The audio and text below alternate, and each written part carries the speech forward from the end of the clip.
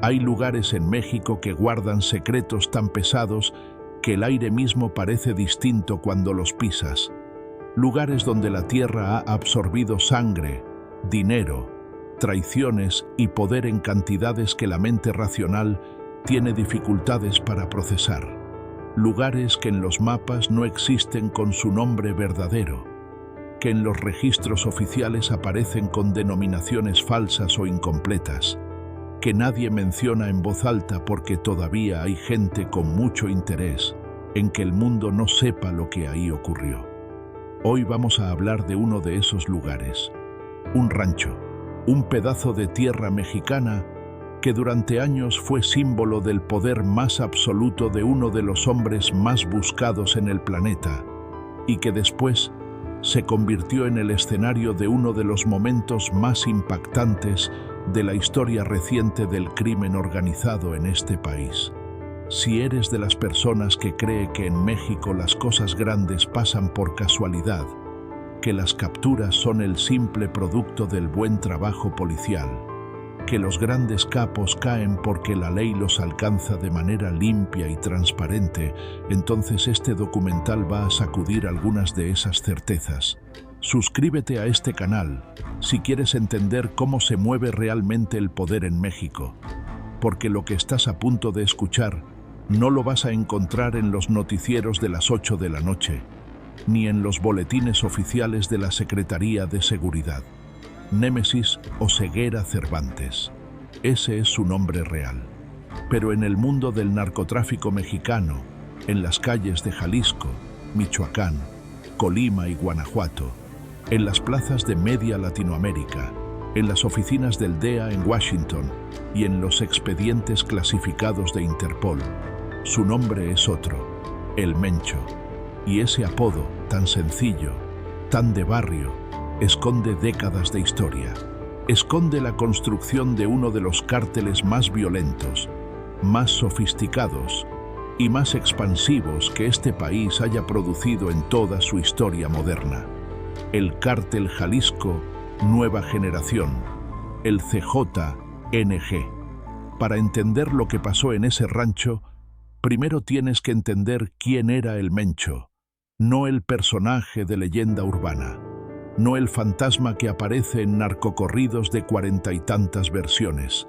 El hombre, la historia real, con sus orígenes humildes, sus años cruzando fronteras, su paso por las cárceles de 2 países, su aprendizaje en las filas de organizaciones que lo antecedieron, y su eventual ascenso hasta convertirse en el líder de una organización que en su momento de mayor expansión controlaba operaciones en más de 25 estados de la República Mexicana y tenía tentáculos en más de 40 países del mundo. Esa es la historia que importa, porque ese hombre, ese personaje que parecía intocable durante más de una década, que burlaba a todas las fuerzas del Estado como si fueran un obstáculo menor, terminó un día en un rancho. Y ese día cambió muchas cosas.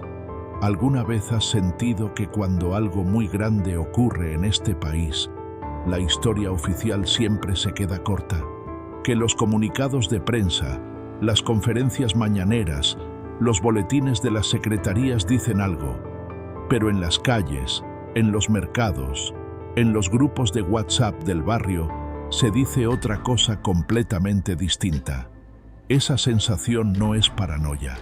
Es la experiencia acumulada de un país que ha aprendido, a fuerza de decepciones, que la verdad institucional y la verdad real no siempre habitan el mismo espacio. Eso es exactamente lo que ocurrió con el caso del rancho de El Mencho. En unos momentos te voy a mostrar por qué las versiones oficiales y lo que realmente pasó en esa propiedad no terminan de cuadrar. Y por qué eso importa más de lo que cualquier titular de periódico alcanza a comunicar. Vamos a empezar desde el principio, desde los años 90, cuando Nemesio Oseguera Cervantes todavía no era el Mencho, todavía no era nadie conocido fuera de su comunidad. Nació en 1966, en el estado de Michoacán, en una familia de condiciones humildes, en ese México rural, que por décadas fue el semillero del crimen organizado, no porque sus habitantes tuvieran una predisposición hacia el delito, sino porque el Estado los abandonó sistemáticamente, porque las oportunidades no llegaban, porque las escuelas no tenían maestros, las clínicas no tenían médicos, los caminos no tenían mantenimiento, y el único camino visible hacia algo mejor que muchos jóvenes podían ver era uno que pasaba por las drogas, por las armas, por la lealtad a hombres que prometían protección y dinero a cambio de obediencia total. Esa es la historia de muchos. La de Nemesio no era diferente en su punto de partida. Joven todavía, cruzó la frontera hacia Estados Unidos como lo hacían miles, decenas de miles de mexicanos en esa época. Buscaba trabajo, buscaba la posibilidad de una vida diferente a la que su entorno le ofrecía. Lo que encontró fue esa mezcla particular que tantas veces se da en las zonas fronterizas y en las comunidades de migrantes en California. Trabajo de un lado y el mundo del tráfico de drogas del otro. Conviviendo en el mismo espacio, compartiendo a veces las mismas personas. En California tuvo sus primeros encuentros formales con la ley estadounidense. Fue detenido en más de una ocasión por delitos relacionados con narcóticos. Cumplió tiempo en prisión. Y fue precisamente ahí, en las cárceles del sistema penitenciario de Estados Unidos, donde muchos expertos en seguridad señalan que los vínculos entre el crimen organizado mexicano y las redes delictivas de ese país no se rompen, sino que se fortalecen.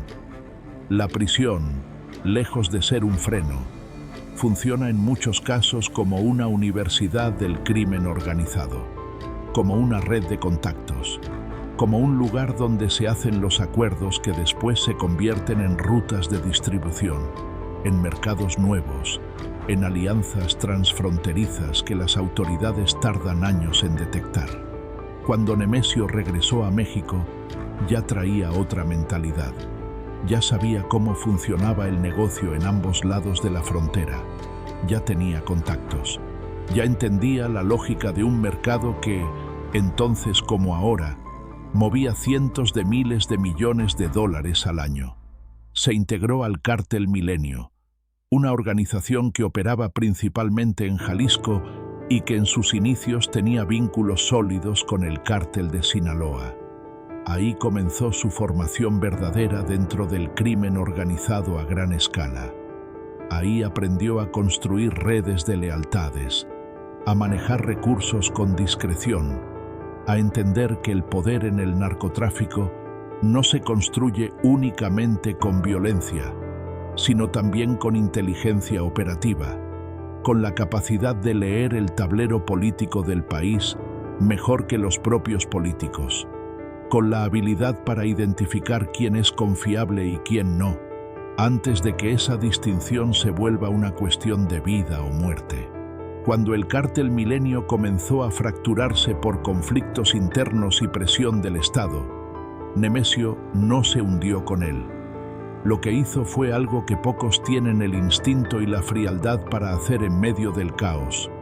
Tomó lo mejor de la organización que estaba cayendo, incorporó a los cuadros más leales y mejor formados, sumó a nuevos operadores de distintas regiones, estableció alianzas estratégicas con grupos locales en Jalisco, Michoacán y Colima, y construyó algo completamente nuevo, algo propio. El Cártel Jalisco Nueva Generación nació oficialmente como una entidad autónoma alrededor del año 2010. Y desde el primer momento dejó muy claro que no iba a operar siguiendo los moldes de sus predecesores.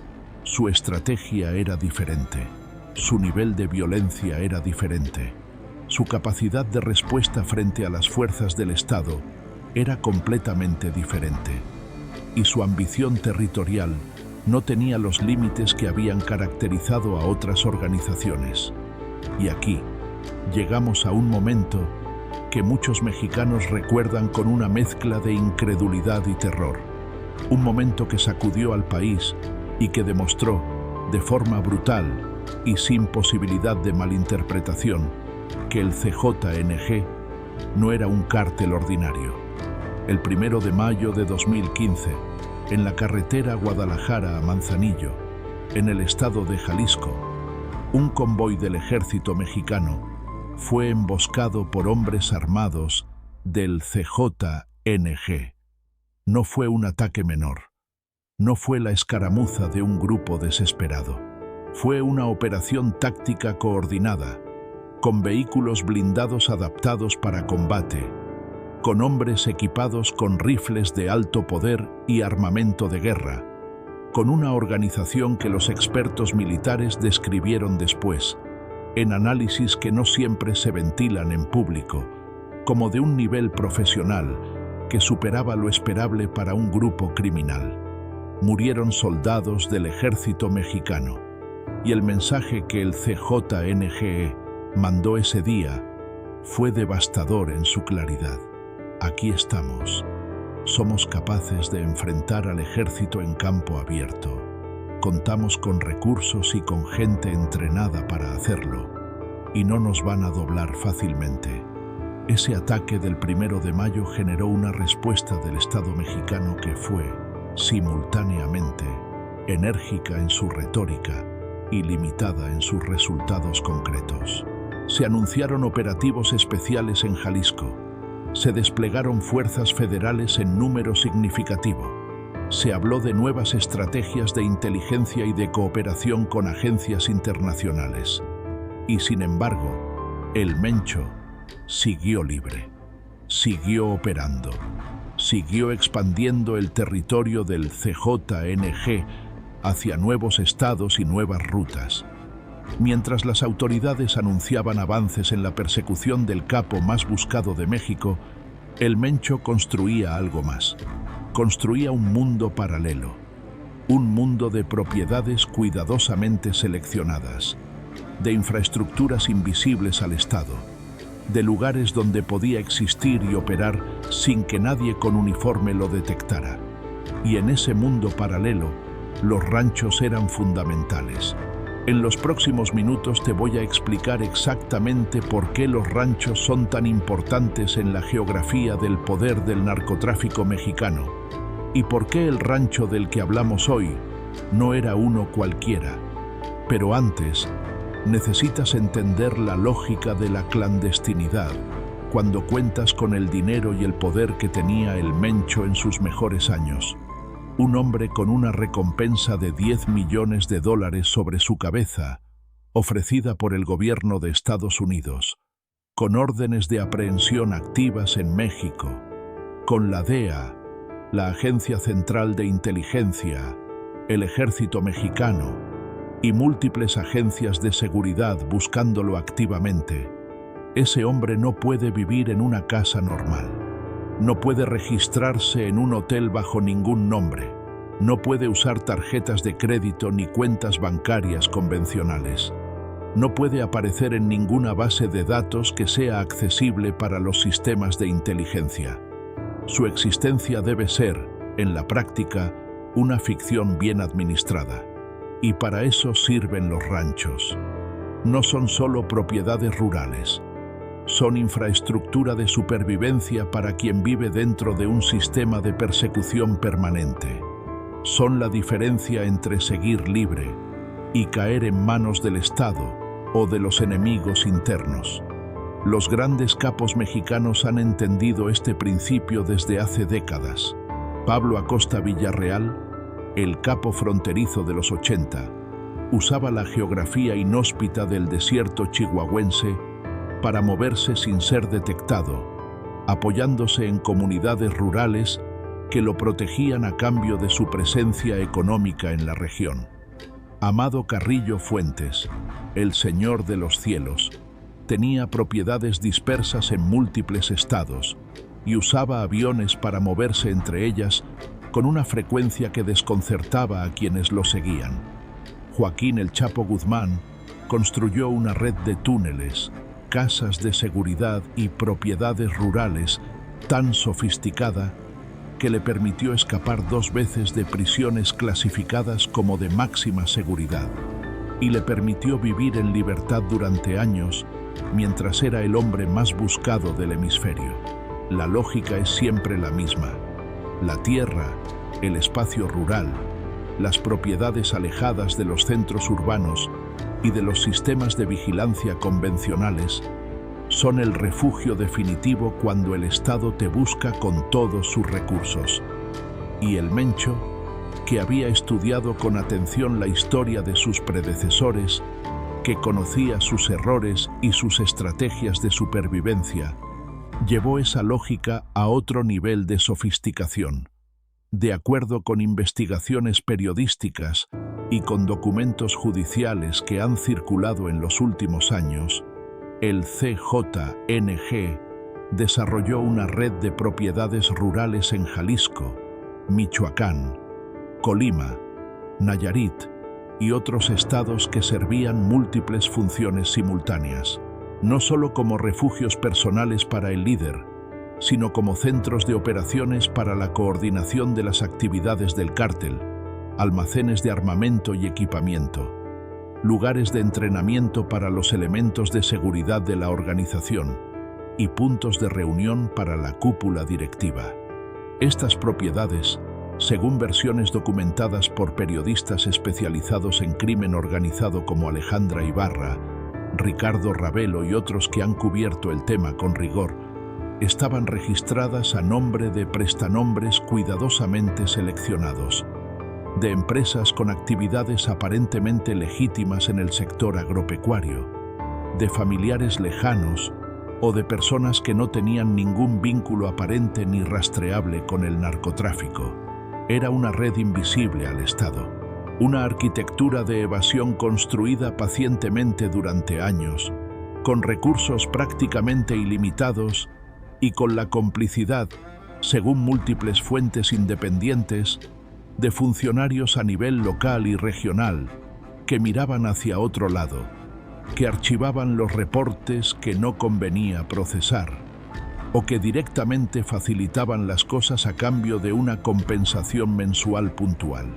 Y en el centro de esa red, en algún punto de ese territorio que el CJNG controlaba como si fuera un estado dentro del Estado mexicano, estaba el rancho que hoy nos ocupa, cuyo nombre exacto, cuyas coordenadas precisas en el mapa, cuya historia operacional completa, siguen siendo objeto de versiones contradictorias, de silencios institucionales y de información fragmentaria que dice mucho sobre cómo funciona el poder en México, cuando el narco, la política y las instituciones de seguridad se mezclan en proporciones que nadie quiere contabilizar públicamente.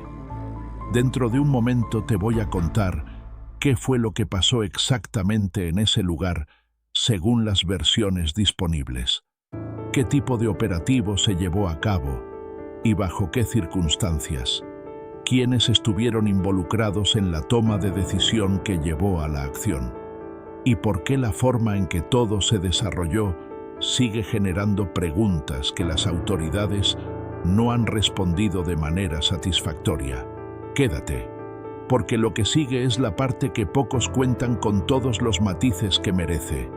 Para llegar al rancho, para entender la cadena de decisiones y de eventos que desembocó en lo que ahí ocurrió, necesitamos hablar del contexto político y de seguridad en el que se desarrolló el operativo. México, en los años recientes, ha vivido una transformación profunda y en muchos aspectos confusa en su política de seguridad.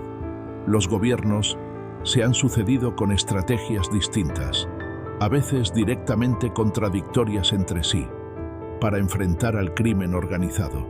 La guerra contra el narco declarada en el sexenio de Felipe Calderón a partir de 2006 dejó un saldo de más de 100.000 muertos y más de 30.000 desaparecidos. Transformó el rostro de la violencia en México de maneras que todavía no terminamos de entender y no resolvió el problema estructural que le dio origen. Las administraciones posteriores intentaron enfoques diferentes, con resultados también cuestionables y también costosos en términos humanos. El CJNG fue quizás el mayor beneficiario de esa etapa de transición y de debate estratégico.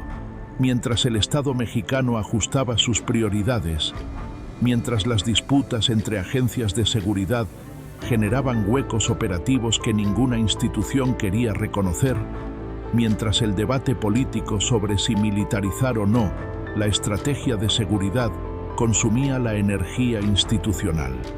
El cártel de El Mencho se consolidó. Se convirtió en la organización criminalmente más activa en términos de expansión territorial en toda la historia reciente del crimen organizado mexicano. Se convirtió en la que más preocupaba a las agencias de inteligencia internacionales, incluyendo la DEA, que en múltiples reportes anuales la identificó como una amenaza prioritaria para la seguridad de Estados Unidos. Y su líder siguió siendo, durante todos esos años, el gran fantasma de la guerra contra el narco en este país. Existían, sin embargo, esfuerzos concretos y serios de inteligencia enfocados específicamente en el Mencho. La DEA tenía unidades dedicadas exclusivamente a rastrear sus movimientos, a analizar sus patrones de comunicación, a mapear su red de contactos y de operadores. El ejército mexicano había construido perfiles de inteligencia detallados sobre su forma de operar, sus preferencias logísticas, sus rutinas de seguridad personal. La Secretaría de Seguridad tenía información acumulada durante años y había, según versiones que circulan en el periodismo especializado con una consistencia que da peso a la narrativa, una presión creciente y sostenida de Washington para que México demostrara resultados concretos en la persecución del Mencho. La relación entre ambos países en materia de seguridad ha sido siempre compleja, tejida de compromisos formales, de acuerdos bilaterales que no siempre se anuncian públicamente y de tensiones profundas que no se ventilan en las conferencias de prensa. Pero la presión era real y en algún momento esa presión tuvo consecuencias. Lo que pasó en el rancho no fue el resultado de una investigación que comenzó la semana anterior.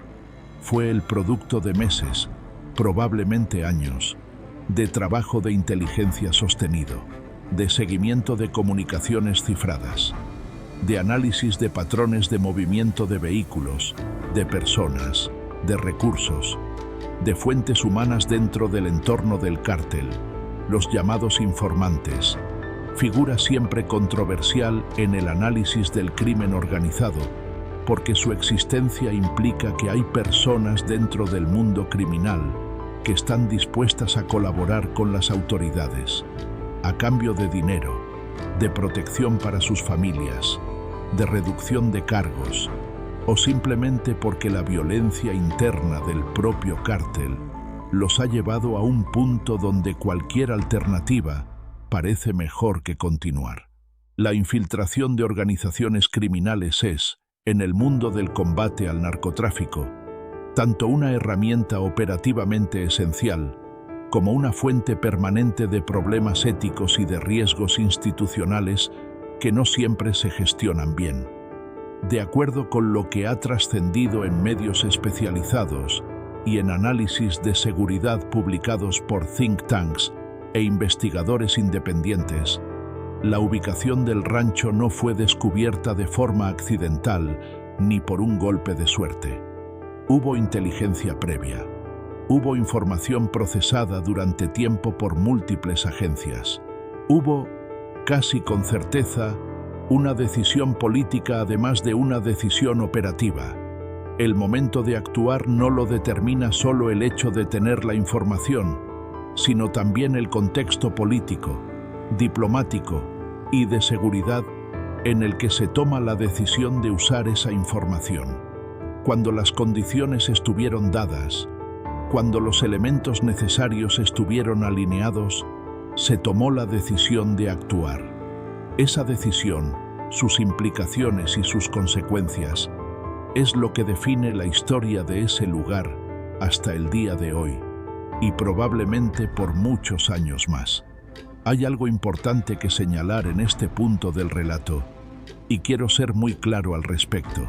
Cuando hablamos de lo que ocurrió en ese rancho, estamos navegando en aguas donde la certeza es escurridiza y donde la responsabilidad periodística exige precisión sobre lo que se sabe y lo que no se sabe, donde las versiones oficiales y las versiones extraoficiales divergen de manera significativa en puntos clave, donde hay actores con intereses muy concretos en que cierta narrativa prevalezca sobre otras.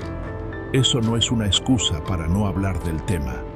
Es una condición que hay que honrar siendo transparentes sobre el nivel de certeza de cada afirmación.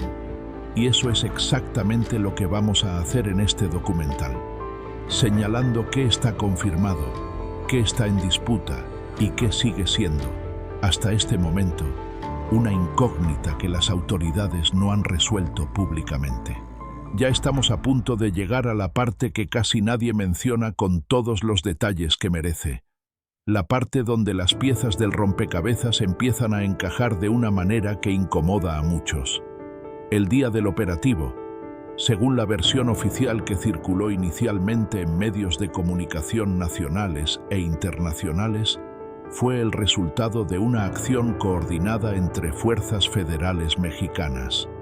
Se habló de información de inteligencia que ubicó a El Mencho en la propiedad con suficiente precisión para ordenar el operativo.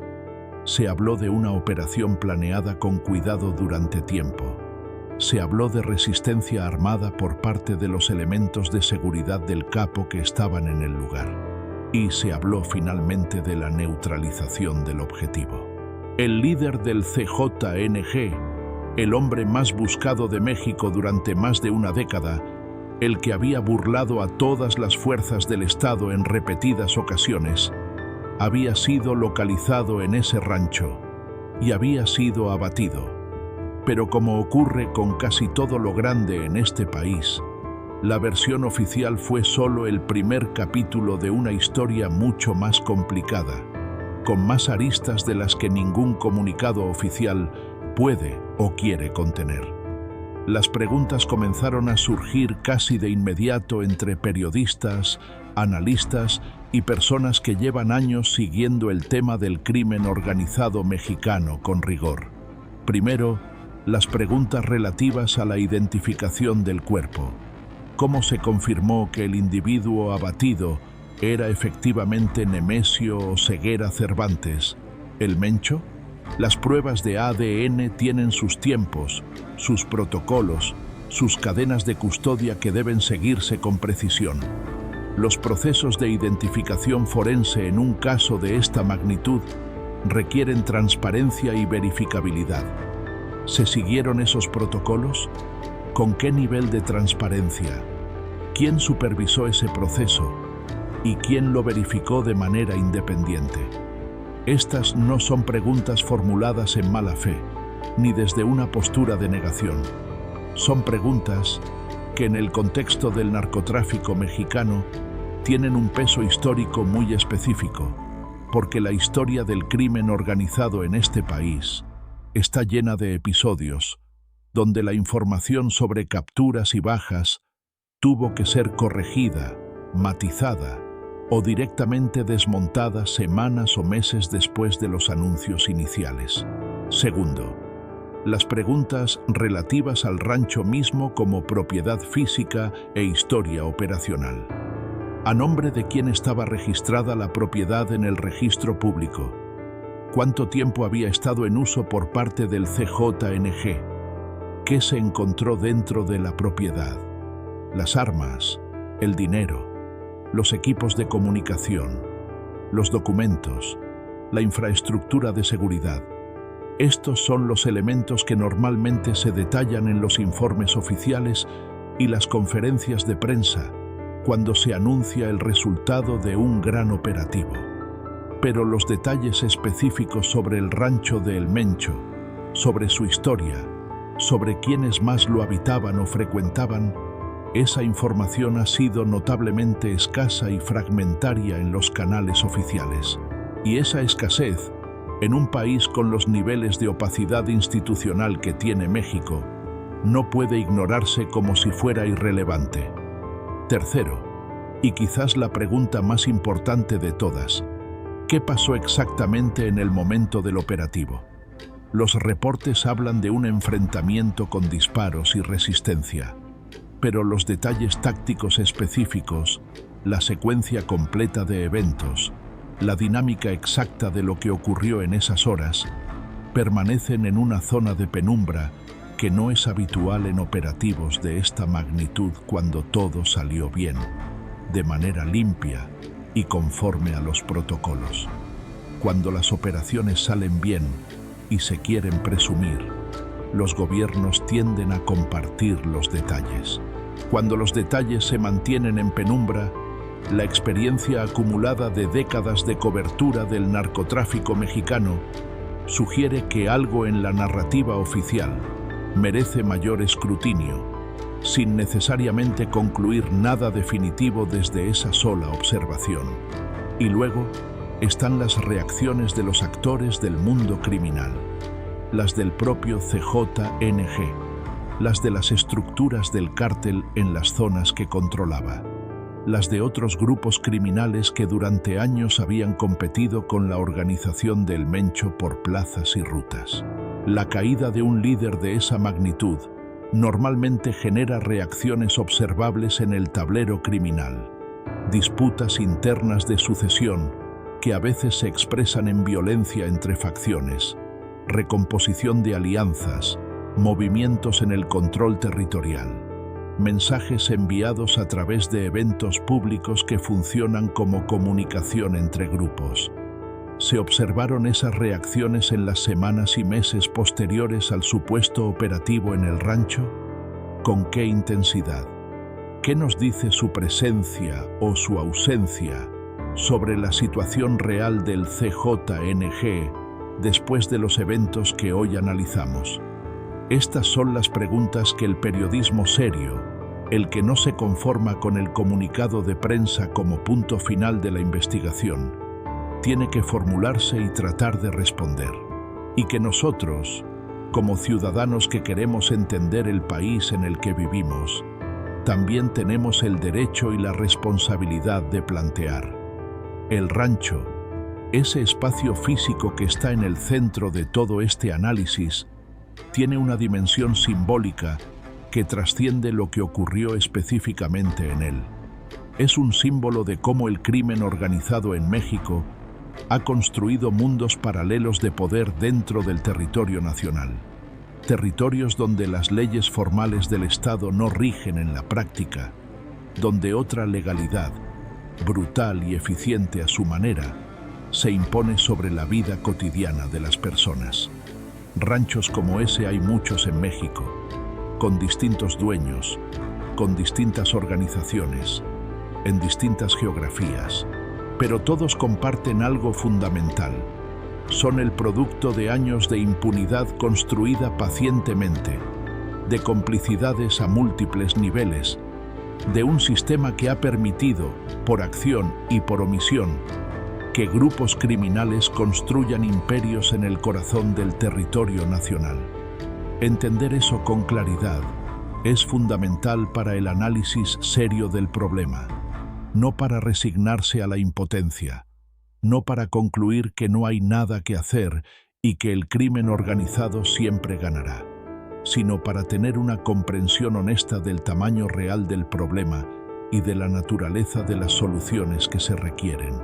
Porque cuando un gobierno anuncia la caída de un capo como una victoria total y no explica cómo fue posible que ese hombre construyera durante décadas un imperio de esa magnitud sin que nadie lo detuviera, esa victoria se convierte en un espectáculo, en un acto de relaciones públicas, más que en un avance real de política de seguridad.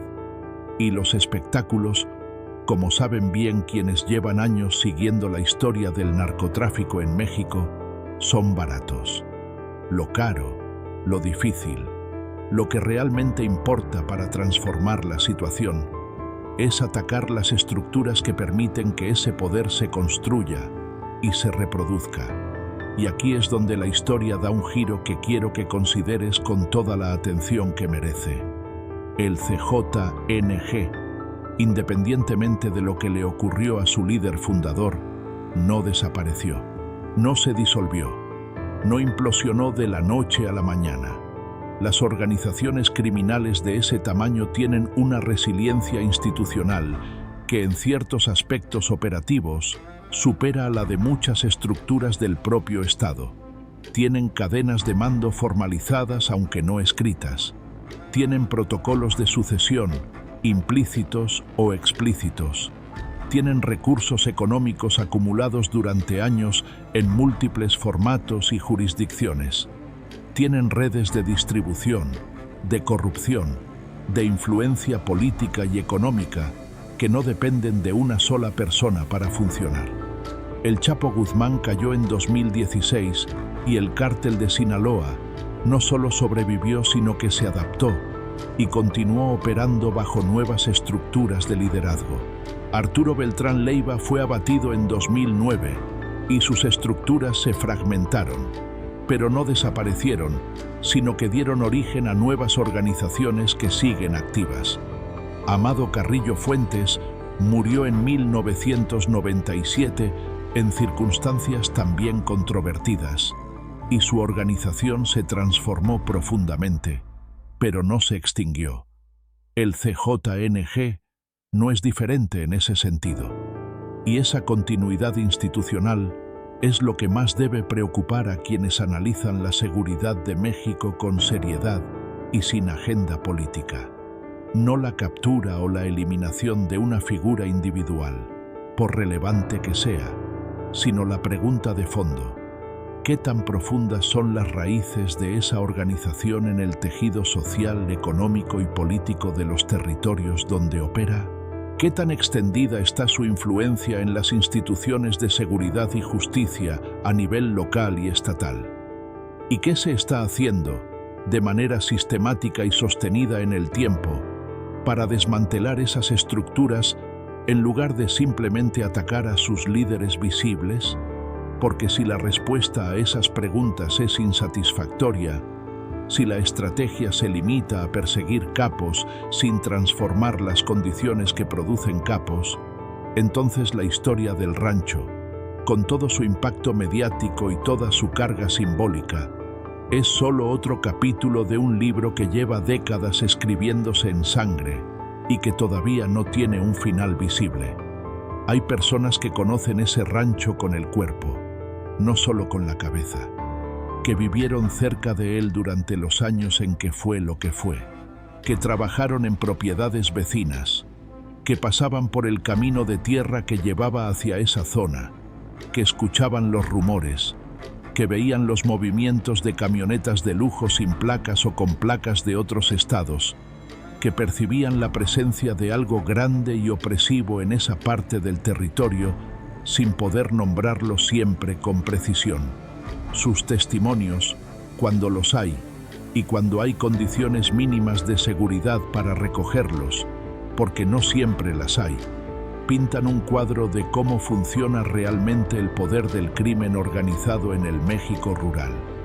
No como algo externo, traído de afuera e impuesto por la fuerza de manera exclusiva, sino como algo que forma parte del tejido cotidiano de esas comunidades, que da trabajo de alguna forma, que paga puntual cuando compra silencio, que ofrece ciertos tipos de seguridad local a cambio de lealtades, que llena el vacío enorme que el Estado formal dejó durante décadas de abandono.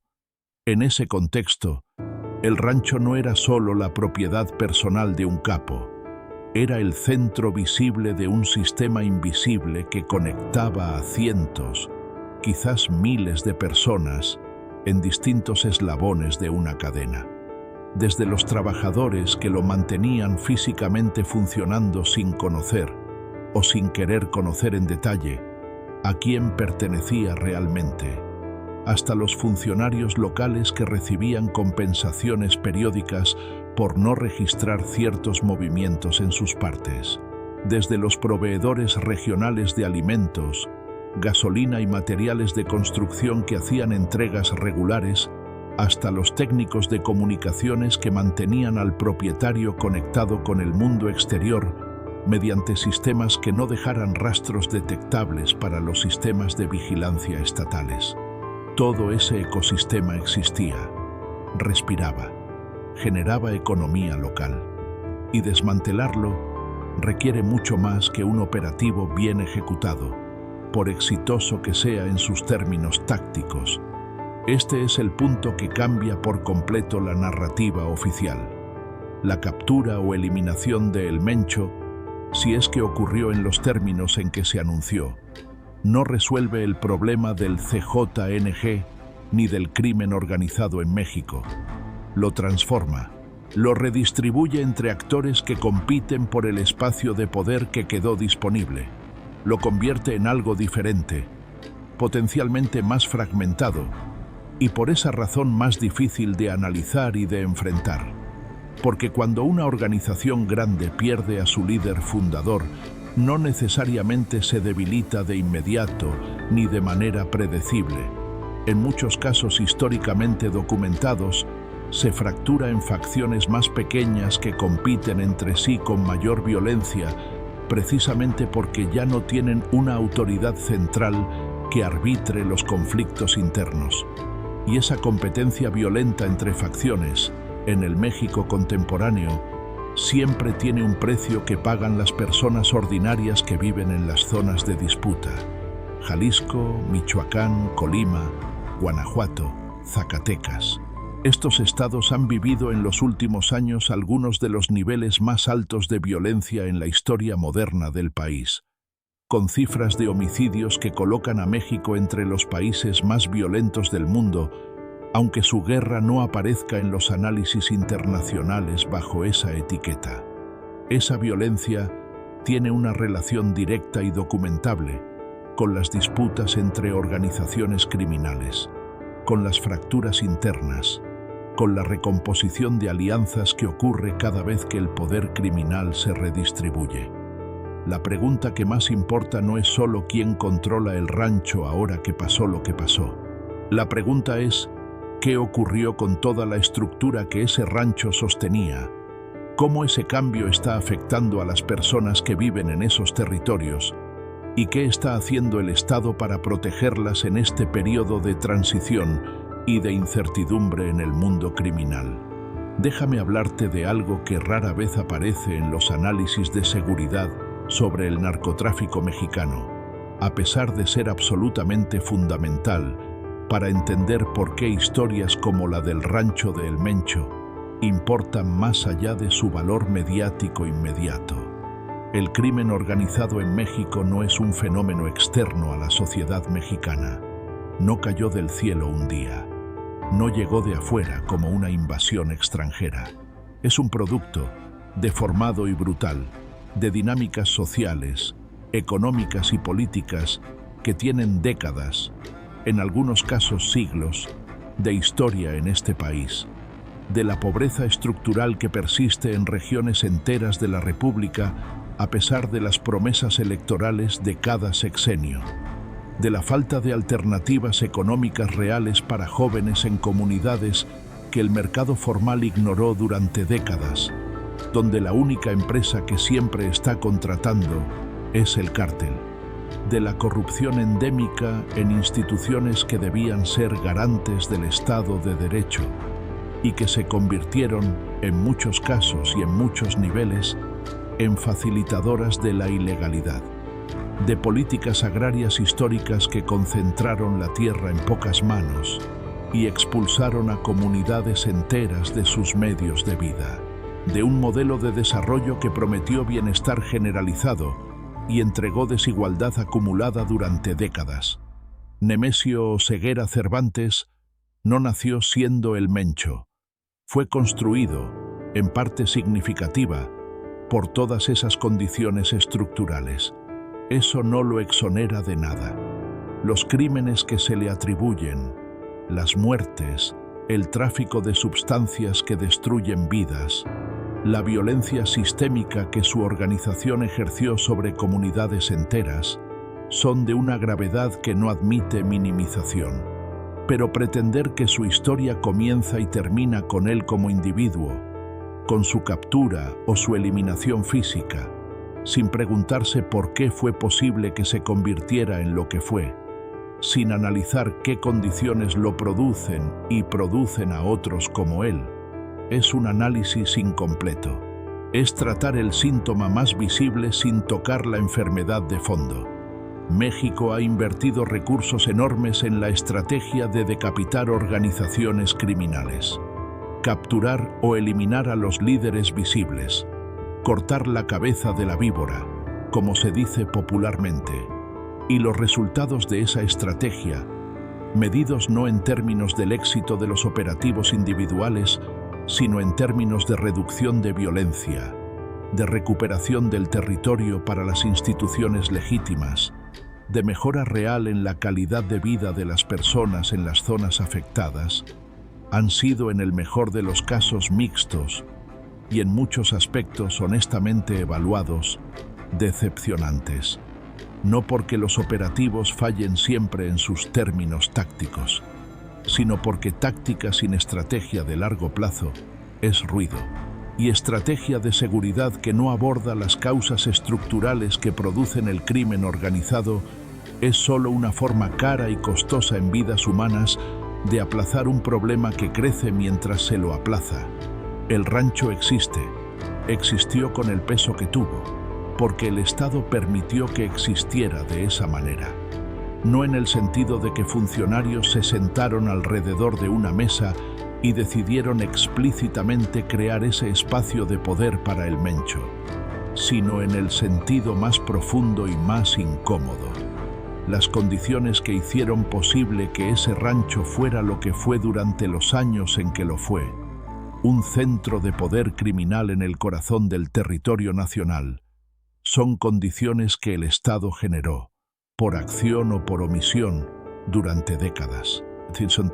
Eso es algo que ningún comunicado de prensa, por triunfalista y bien producido que sea, puede borrar de la historia. Ahora bien, ¿qué sabemos con certeza concreta sobre los hechos que ocurrieron en ese rancho? Es importante ser muy precisos aquí, porque en temas de esta sensibilidad y de esta complejidad, la diferencia entre lo confirmado, lo probable y lo especulativo es absolutamente fundamental para un análisis responsable. Sabemos que existió un operativo. Eso está confirmado por fuentes oficiales mexicanas y por la cobertura de medios nacionales e internacionales que lo documentaron en su momento. Sabemos que el operativo tuvo lugar en una propiedad rural en territorio asociado o controlado por el CJNG. Sabemos que hubo un enfrentamiento armado. Sabemos que las autoridades reportaron bajas entre los integrantes del grupo que resistió la operación. Y sabemos que se anunció, con distintos niveles de detalle dependiendo de la fuente, que el resultado del operativo involucró la neutralización del que sería el objetivo principal. Lo que no sabemos con la misma certeza, y donde la información oficial ha sido insuficiente para la magnitud del caso, los detalles forenses completos del proceso de identificación y quién los verificó de manera independiente, la secuencia táctica exacta del operativo dentro de la propiedad, el estado actual y los resultados de las investigaciones judiciales relacionadas con los hechos. Y la pregunta más importante de todas, desde el punto de vista de la política pública, ¿qué pasó con el CJNG en términos de estructura y de operación real después de los eventos en el rancho? Esas incógnitas no son detalles menores, son el corazón del asunto. Un país que quiera hacer una evaluación honesta de cómo va en su lucha contra el crimen organizado necesita responder esas preguntas. Necesita instituciones transparentes sobre lo que saben y sobre lo que no saben. Necesita una prensa libre que pueda investigar sin miedo a las consecuencias personales. Y necesita ciudadanos que puedan exigir esa transparencia sin que el ejercicio de ese derecho tenga un costo inaceptable. En el México de hoy, en algunos temas y en algunas regiones, esas tres condiciones no siempre se cumplen simultáneamente. Y esa realidad hace que historias como la del rancho de El Mencho sean a la vez urgentemente importantes y muy difíciles de contar con la plenitud que merecen. Hablemos del territorio y de la geografía del poder del CJNG, porque es imposible entender la historia del rancho sin entender el mundo más amplio en el que ese rancho existía y funcionaba. El estado de Jalisco es el corazón histórico del CJNG. Guadalajara, su capital, es una de las ciudades más importantes de México en términos económicos, culturales y turísticos. Una metrópoli moderna con universidades, industria, gastronomía reconocida internacionalmente, una clase media robusta y aspiraciones cosmopolitas. Y sin embargo, durante años, en sus municipios circundantes, en las regiones serranas y en los valles agrícolas del estado, el Cártel del Mencho construyó una presencia territorial que las propias autoridades reconocieron públicamente como dominante.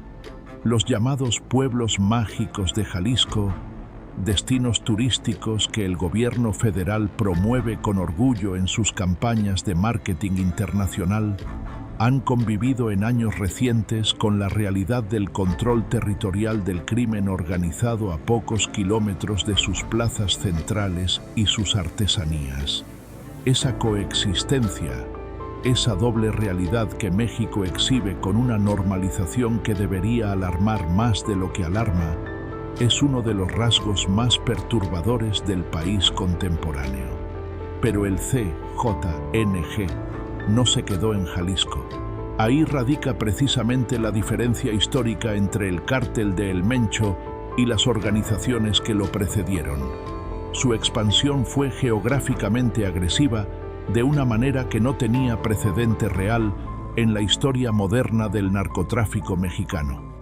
En pocos años, el cártel estableció presencia operacional documentada en estados que históricamente habían pertenecido a otras organizaciones. Guanajuato, un estado del centro del país que pocos años antes era considerado relativamente estable en términos de seguridad pública, se convirtió en uno de los escenarios más violentos de México, en gran medida como consecuencia directa del conflicto entre el CJNG y el Cártel de Santa Rosa de Lima por el control de esa plaza estratégica. Las cifras de homicidios en Guanajuato en los últimos años son una de las estadísticas más dolorosas y más reveladoras de la crisis de seguridad mexicana contemporánea. Michoacán, el estado natal de Nemesio Oseguera Cervantes, ha sido escenario de conflictos complejos y multipolares entre el CJNG y grupos como los Viagras y las expresiones locales del movimiento de autodefensas, que surgió originalmente como respuesta ciudadana a la violencia de los caballeros templarios y que después de la derrota de ese grupo se fragmentó y derivó en situaciones de una complejidad política y social que todavía no está resuelta. Zacatecas, un estado históricamente asociado a la minería y a la agricultura, se convirtió en los últimos años en uno de los campos de batalla más cruentos de la guerra entre el CJNG y el Cártel de Sinaloa. Las cifras de violencia en esa entidad, comparadas con las de apenas una década atrás, son de una magnitud que resulta difícil procesar sin un cierto horror. Nayarit, Colima, partes de Baja California, el corredor del Pacífico, zonas del Golfo. El mapa de expansión del CJNG es, en cierto sentido, el mapa de la crisis de seguridad más severa que México ha vivido en décadas. Todo ese mapa sangriento y de poder tiene una cabeza, o la tenía. el rancho es el símbolo de esa cabeza. El lugar donde, según las versiones que existen y que hemos analizado, el poder absoluto de una organización que aterrorizó a medio México tuvo su momento definitivo. Y aunque ese momento no resuelve nada de lo que el mapa contiene, aunque la geografía del crimen continúa siendo lo que es, tiene un peso simbólico enorme que no puede subestimarse, porque los símbolos importan en la política, en el crimen y en la vida pública. La narrativa del poder, su construcción y su destrucción, tiene consecuencias reales en la manera en que las comunidades, las organizaciones criminales y las instituciones del Estado se posicionan y actúan en el periodo siguiente. ¿Qué queda del rancho hoy? Esa es una pregunta que merece ser formulada con todas sus implicaciones, materiales y simbólicas. Físicamente, la propiedad existe. El terreno, las construcciones, la infraestructura que se levantó con recursos del narcotráfico durante años. ¿Qué hace el Estado mexicano con ese tipo de propiedades cuando las incauta? La historia de los bienes decomisados al crimen organizado en México es una historia de oportunidades perdidas y de gestión deficiente que merece un análisis propio. Hay casos donde propiedades incautadas terminaron en subasta a precios que levantaron preguntas. Hay casos donde la cadena de custodia de los bienes generó más escándalos que el delito original.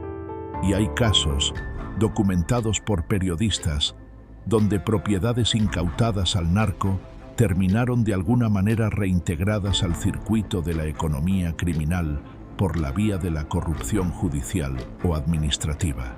No siempre, pero suficientemente a menudo como para que sea un problema sistémico reconocido que forma parte de la misma opacidad que caracteriza a todo este tema.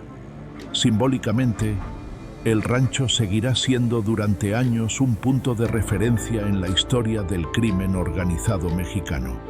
El lugar donde cayó el Mencho, si es que cayó exactamente como se anunció, si la versión oficial se sostiene en todos sus puntos, porque incluso en algo que debería ser un hecho verificable y verificado, la opacidad y las contradicciones que rodean este caso dejan espacio para preguntas que no han sido respondidas de manera pública y satisfactoria. Y en el mundo del narcotráfico, la ambigüedad siempre es un territorio fértil para las narrativas paralelas, para los corridos que actualizan la leyenda, para la mitología criminal que los propios cárteles alimentan deliberadamente para mantener cierta aura de invulnerabilidad alrededor de sus figuras y de sus historias. Operativamente, lo que más importa para el análisis de seguridad, ¿qué pasó con las estructuras del CJNG en los meses posteriores? ¿Quién asumió el liderazgo de la organización? ¿Cómo respondió el cártel en términos de sus operaciones cotidianas? ¿Hubo violencia interna de sucesión entre facciones que competían por la herencia del poder? ¿Hubo intentos de otros grupos, principalmente el cártel de Sinaloa, por aprovechar la transición para avanzar sobre territorios que antes eran del CJNG?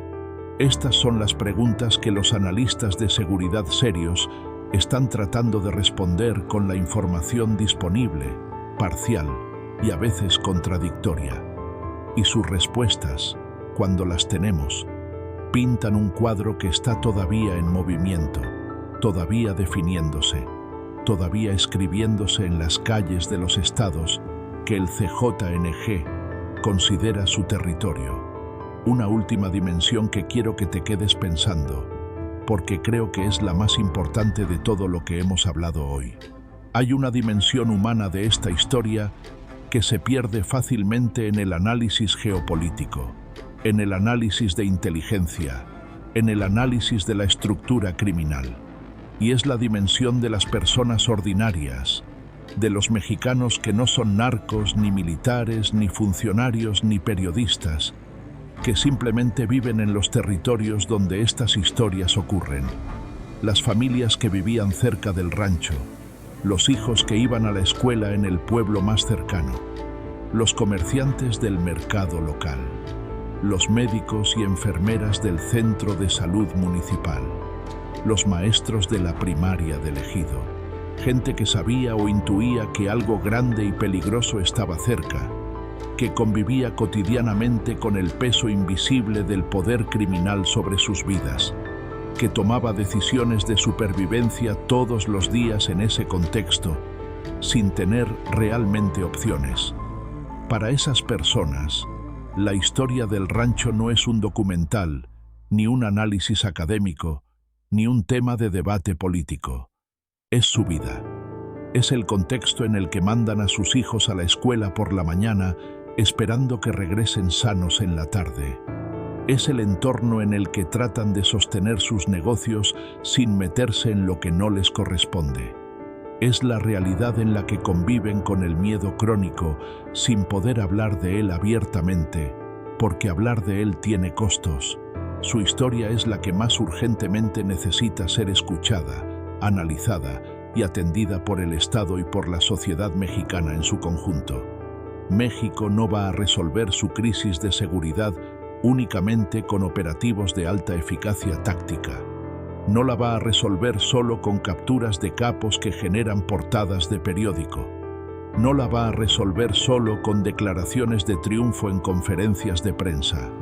La va a resolver, si alguna vez lo hace de manera sostenible, cuando decida atacar de frente las condiciones estructurales que producen la violencia, la pobreza que no cede en las regiones más vulnerables, la desigualdad que se reproduce entre generaciones, la corrupción que penetra instituciones que deben ser garantes del Estado de Derecho, la impunidad que hace que el delito sea racional porque el castigo es estadísticamente improbable, el abandono histórico de regiones enteras que el Estado formal nunca alcanzó a servir de manera efectiva, la falta de alternativas reales para los jóvenes de esas regiones.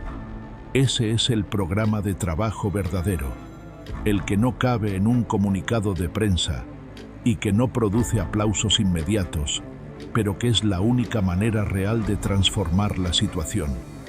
El rancho es solo un capítulo, dramático y simbólico, en una historia mucho más larga cuyo final todavía nadie puede escribir con honestidad.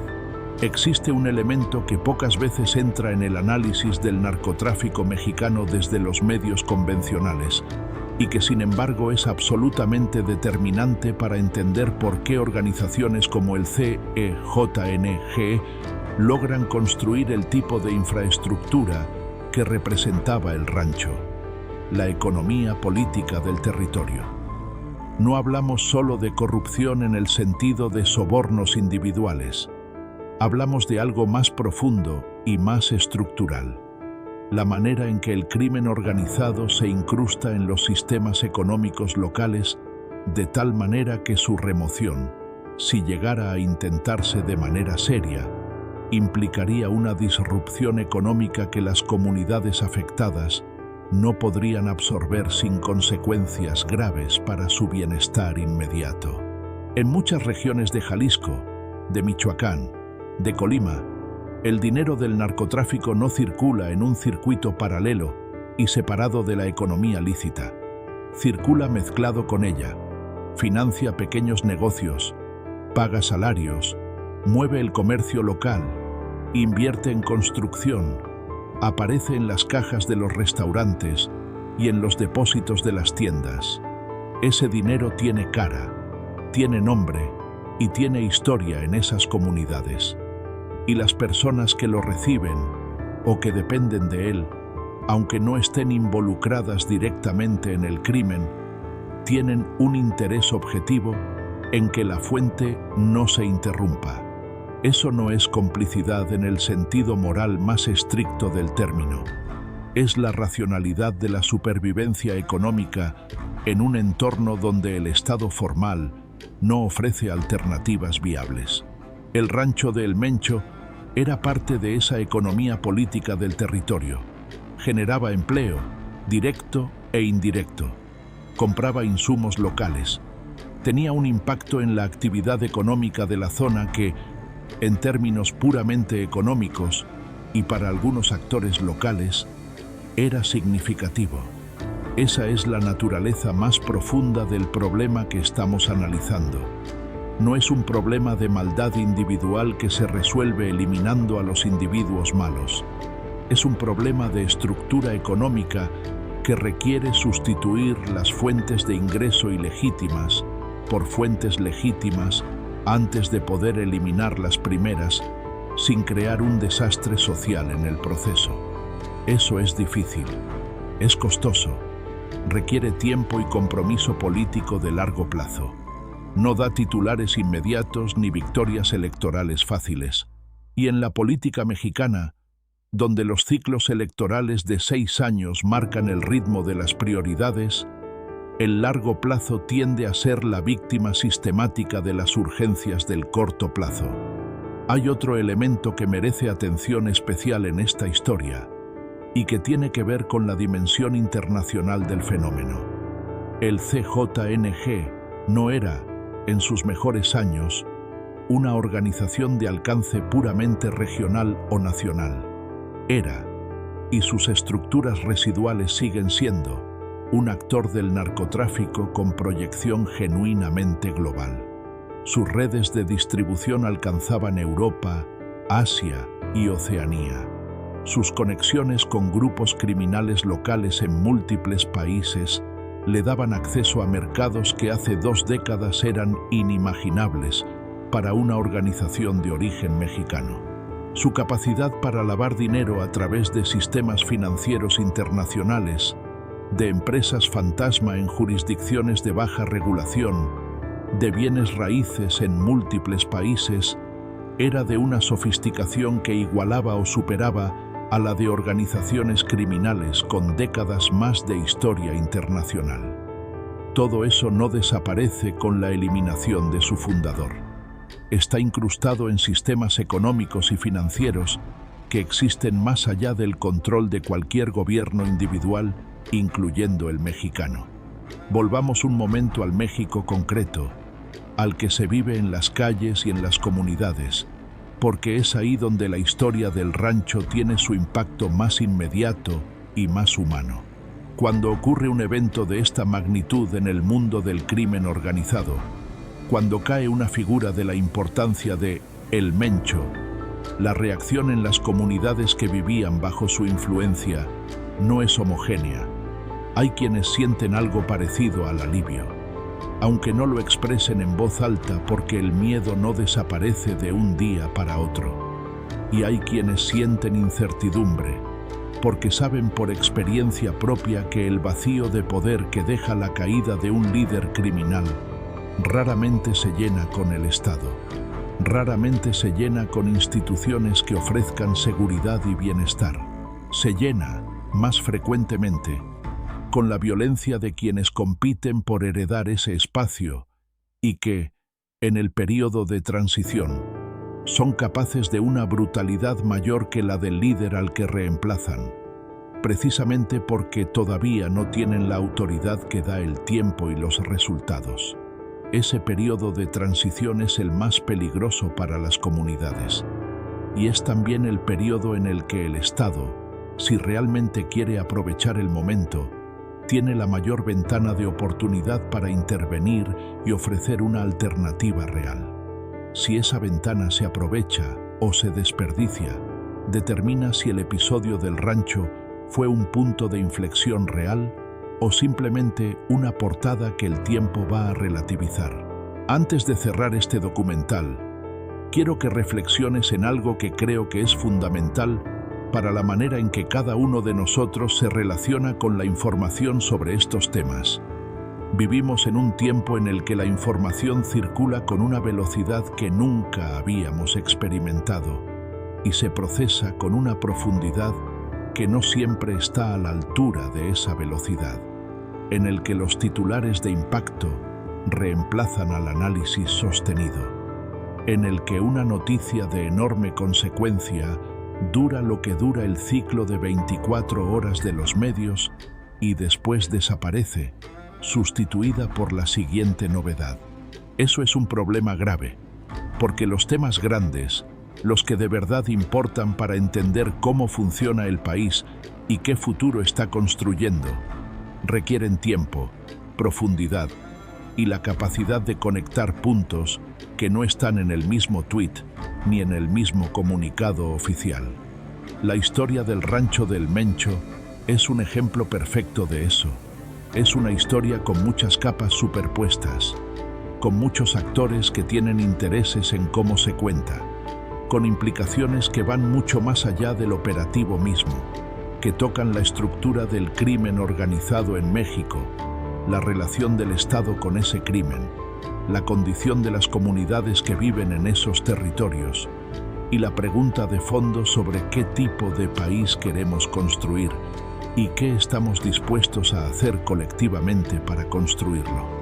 Para entenderla bien hay que estar dispuesto a hacerse preguntas incómodas, a cuestionar las versiones oficiales sin caer en la conspiración barata ni en el cinismo paralizante, a buscar la verdad en los espacios donde la narrativa del poder y la realidad cotidiana no terminan de coincidir. Ese es el ejercicio que hemos intentado hacer en este documental. No tenemos todas las respuestas. En este tema nadie las tiene todavía con la completud que se necesita. Pero sí tenemos las preguntas correctas. Y en un país donde formular las preguntas correctas sobre el poder todavía tiene, en ciertas zonas y en ciertos contextos, un costo personal inaceptable, formularlas en voz alta desde este espacio ya es un acto que vale la pena.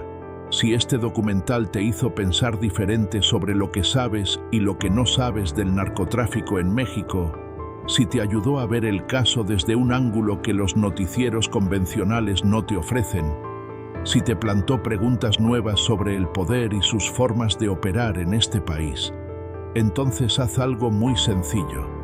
Dale like a este video.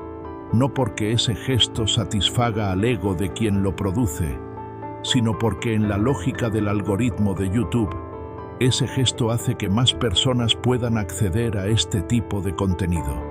Más mexicanos que merecen contar con herramientas para entender cómo funciona realmente el poder en el país en el que viven. Déjame en los comentarios qué parte de esta historia te hizo más ruido. La escasez de detalles en la versión oficial y lo que eso implica. Las preguntas sobre qué pasará con las estructuras del CJNG en el mediano plazo. La situación de las comunidades que viven en los territorios que estos grupos controlan. O quizás algo que yo no mencioné con suficiente profundidad y que tú consideras fundamental para entender este caso en toda su dimensión. Me interesa genuinamente tu perspectiva, porque este tipo de análisis se enriquece con la conversación y con la inteligencia colectiva de quienes lo siguen. Activa la campanita de notificaciones si no quieres perderte lo que viene. Seguimos trabajando en investigaciones sobre el poder en México, sobre sus zonas oscuras y sus historias que merecen ser contadas con la seriedad y el rigor que requieren. Y suscríbete si quieres seguir entendiendo cómo se mueve realmente el poder en este país, porque hay mucho más por revelar. El rancho fue un capítulo. La historia continúa escribiéndose, y nosotros seguimos aquí, contándola.